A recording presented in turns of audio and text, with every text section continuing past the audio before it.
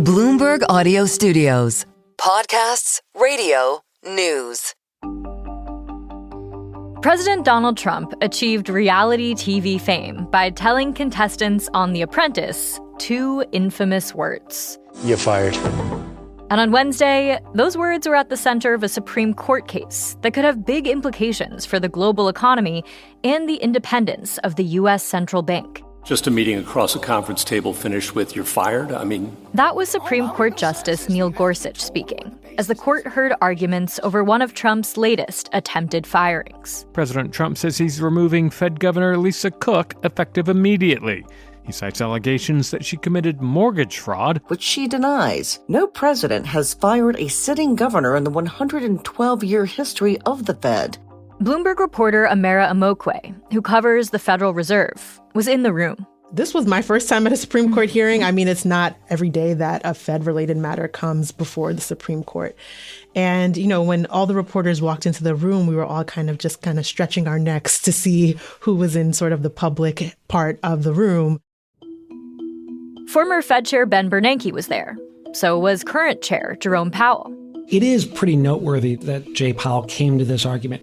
Greg Stohr is a Supreme Court reporter for Bloomberg who's been following Cook's case. Up until very recently, Jay Powell has tried to remain studiously neutral in this case. The Fed itself has not been taking a position in this case. Wednesday's hearing came just over a week after federal prosecutors served grand jury subpoenas to the central bank over renovations at its headquarters and congressional testimony Powell gave about that project.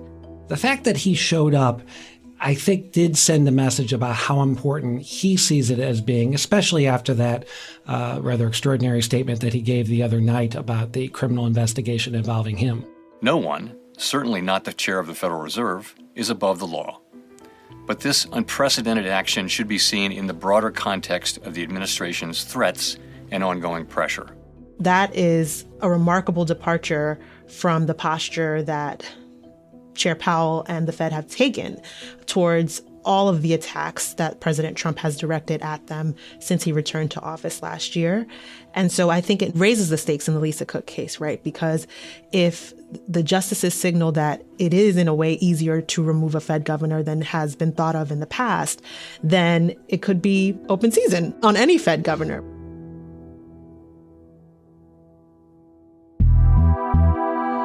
I'm Sarah Holder, and this is The Big Take from Bloomberg News. Today on the show, Bloomberg reporters Amara Omeokwe and Greg Stohr take us inside the Supreme Court for Trump v. Cook. We take a look at the arguments from both sides and unpack what a ruling could mean for Fed independence, for the economy, and for Trump.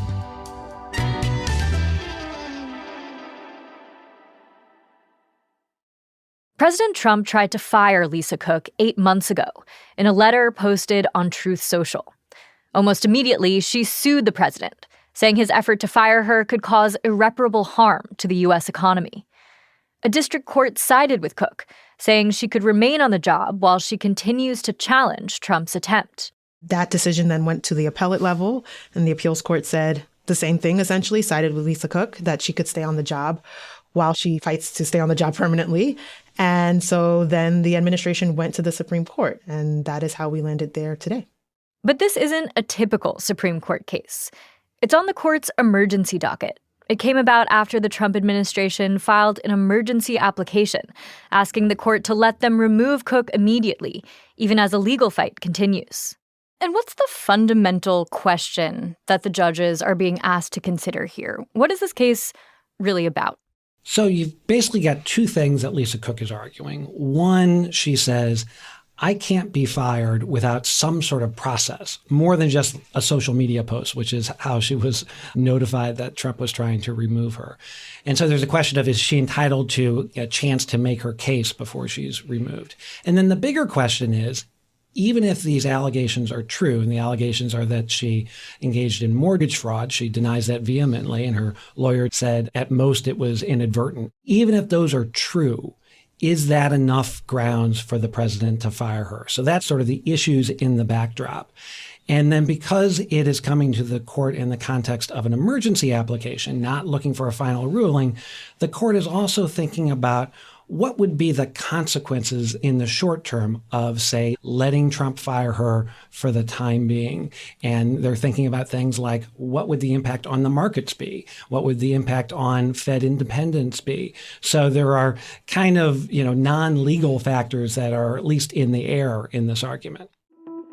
Amara, how central were those broader questions going into these oral arguments about not just the question of whether or not Trump has the power to fire or remove Lisa Cook, but the questions around presidential authority and the future of the Fed? As someone who covers the Fed, I mainly talk to Fed watchers and economists. I don't think that they're necessarily focused on sort of the nitty-gritty legal details. Everyone is kind of thinking about the broader context, which is that the attempt to fire Lisa Cook comes amid the Trump administration's and the president's really effort to try to have more influence over the Fed and try to have more influence over monetary policy. The president has made clear that he wants to nominate a Fed chair to replace Jerome Powell when his term is up, a Fed chair who will cut interest rates drastically. He has pressured the Fed from several different sides. And so I think Fed watchers are looking at this and saying, if the president is able to remove Lisa Cook over an unproven mortgage fraud allegation, that would essentially erode this job protection that Fed governors enjoy in a way that would really then erode Fed independence and the ability of the Fed to set interest rates free of political pressure. With that backdrop, I want to walk through the actual arguments that the court heard this week. So let's start with Cook, the plaintiff in this case. Greg, what was at the center of her lawyer's argument to the court? We will hear argument this morning in case 25A312, Trump versus Cook. Well, there essentially are two prongs. The notion that she was not given any process, not given a chance to make her case that any problems with the mortgage applications were inadvertent. And secondly, that this allegation is not enough for the president to fire her. Coupled with that, the lawyer for Lisa Cook, Paul Clement, was also talking about the impact on Fed independence. It's less important that the president have full faith in every single governor, and it's more important that the markets and the public have faith in the independence of the Fed from the president and from Congress. This is something the Supreme Court has suggested earlier it cares about. And so trying to make the case that whatever you think about those legal questions at the end of the day, just be really careful about doing something in this case that would shatter that Fed independence. And Greg, what about the lawyers arguing in favor of President Trump? How did they counter that argument in front of the justices? So U.S. Solicitor General John Sauer, who's the top Supreme Court lawyer for the Trump administration, had multiple levels to his argument. One level was, hey, the Supreme Court has no business here. This is something the president has total authority over, total discretion. That didn't get him very far. Two, he said on that issue of process, he said, first, Lisa Cook doesn't have any property right in this job. She's not due any process because she's not entitled to this job. He also said that even if she is entitled to some process, she got plenty. She was told publicly that she was being fired, and she has not responded, in his view, in any adequate way to those allegations. And that also met some resistance. Justice Barrett asking, why would it be so hard to give her a hearing? One step you could take to reduce your irreparable harm, to show that there really was cause, is just to have a hearing. Why not? I don't think it's a question of resource allocation. It's our position that adequate process was already provided. And then finally, he made the argument that if these allegations are true, this is not somebody we want setting interest rates. It means that it's somebody untrustworthy. The American people should not have their interest rates determined by someone who was, at best, grossly negligent in obtaining favorable interest rates for herself. And that was sort of where the justices had the harder time, because that's a kind of a judgment call that they seemed reluctant to get too deep into, to try to figure out whether these allegations were the kind of things that were serious enough that the president ought to be allowed to fire her for cause. And whether they were material to how she does her job and whether she fulfills her responsibilities in the right way. Exactly. These are allegations about things that happened before she became a Fed governor. And there's a question of, given that it's not, something that was happening while she's doing the job, is it something that is of lesser importance? And Amara, how did the justices respond to these arguments? What were you seeing in the room about what they were paying attention to and asking about? Well, I thought one of the most notable moments was when Justice Kavanaugh questioned Stohr about Fed independence. And he basically started that line of questioning asking him, why is Fed independence important? And then he went on to basically talk about how, a decision to remove Lisa Cook could essentially create a slippery slope where you have a cycle where presidents continuously kind of remove governors at will. Because if this were set as a precedent, it seems to me, just thinking big picture, what goes around comes around. All the current president's appointees would likely be removed for cause on January 20th, 2029, if there's a Democratic president. That was a point in the hearing where you saw people kind of perk up because it kind of got to the heart of the matter, the thing that we've all been thinking about, which is the question of Fed independence. I mean, to tie this all together, Greg, after hearing these arguments and the justices' responses, what's your sense of where the justices are leaning on this case as a body or individually? It sure seemed like, and not just a 5-justice majority, but a larger majority was really concerned about the prospect of what it would mean if the court sided with Donald Trump and let him fire her at least right away. What seems like the big question now is the court going to issue a narrow ruling that just kicks the can down the road a little bit, and maybe it comes back to them, a ruling maybe that says, hey, she's got to have some sort of opportunity to be heard before you fire her? Or do they do something broader that says allegations of these sort are not the kind of things that let a president remove a Fed governor? That would give much deeper protection for Fed governors going forward. That would be a very big deal. Whether the court is ready to go there yet, that's not clear. Up next, what prior rulings by the court could tell us about where the justices might land this time, and just how big the stakes are for Trump, for the Fed, and for the U.S. economy.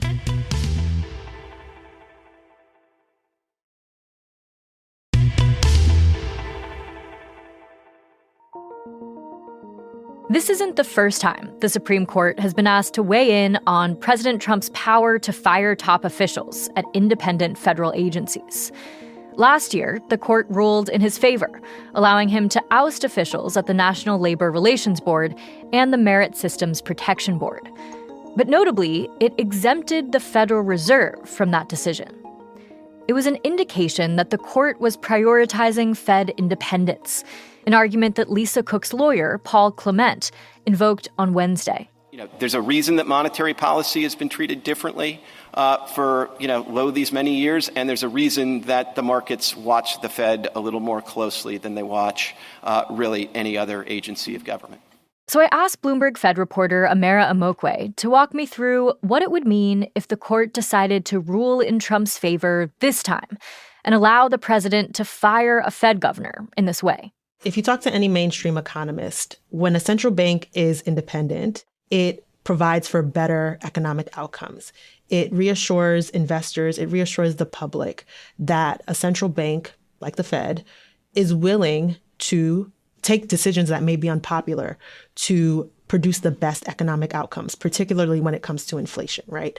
So a good example is in the wake of the pandemic, we had an inflationary surge in the United States, and the Fed raised interest rates aggressively to combat that. Painful for Americans, but necessary to push back against inflation, right? And the Fed was able to do that because it is an independent institution and it doesn't have to worry about the political ramifications of taking unpopular steps.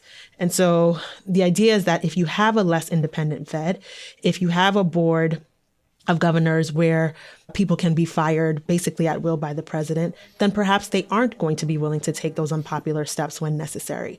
And then maybe you have an economy that is less strong. You have an economy where inflation is not well controlled. And that in turn erodes confidence that investors both here and abroad have in the U.S. economy and our assets. So it would have implications for the U.S. dollar. It would have implications for U.S. stocks. It would have implications for U.S. treasuries. And so economists warn of basically a downward spiral if we see Fed independence eroded. And Greg, let's play out the other possible scenario here. If the court rules against Trump, as perhaps seems more likely after these oral arguments, where does that put the president more broadly? How big of a loss is that? It's significant, but keep in mind this is a Supreme Court that over the last year in particular has done a lot of things to expand presidential authority. And so in the non-Fed context, the court is still giving him very broad power to fire other people in the federal government when he wants to. But in terms of the Fed, it means that the Fed continues as we've known it for the most part. It means that even though they'll still be subject to political pressure, the bully pulpit, the president will be, no doubt still talking about you should lower interest rates. He's going to have the ability to appoint a new chair and other members going forward.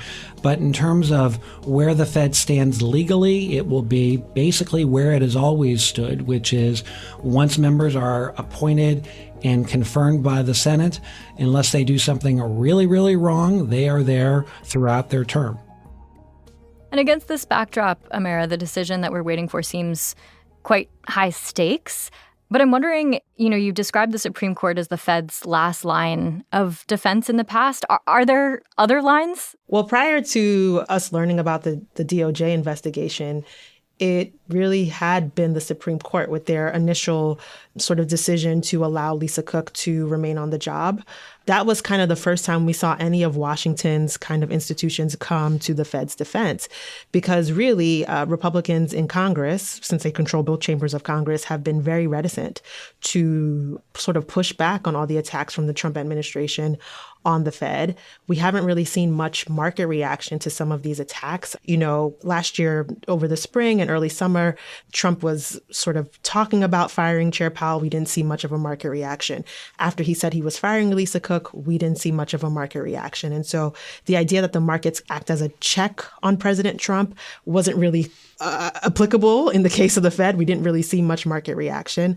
But now with this DOJ investigation, we did see a few Republicans come out and say, this is going a little too far. Like, we kind of need to pull this back. And so I think this investigation is being seen as sort of a more serious threat, in part because it is a criminal investigation than some of the other sort of attacks that we've seen from the Trump administration. And Greg, I also want to understand what comes next. This is on the court's emergency docket. So what does that actually mean for when and whether we'll get a conclusive ruling on whether or not Lisa Cook can be removed from her post as Fed governor? The only thing I can say with a lot of confidence is that it will come out sometime before the term ends, which is typically end of June, very early July. And Amara, what's next for the Fed as they await this decision? There's a lot going on. So we have a Fed meeting next week where Fed officials are widely expected to hold interest rates steady after cutting 3 consecutive times at the end of last year.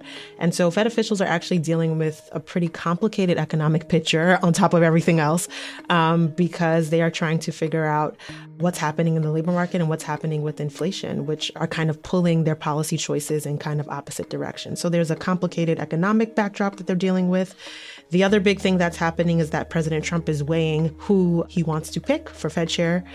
Chair Jerome Powell's term is up in May, and President Trump is considering mainly 4 candidates, and that his whole selection process has been complicated by this DOJ investigation because you now have some Republicans who are pushing back against that and saying that they will not advance any of President Trump's Fed nominees until that situation is resolved. So there's the question of who Trump will pick to be Fed chair and how easily that person will be able to be confirmed.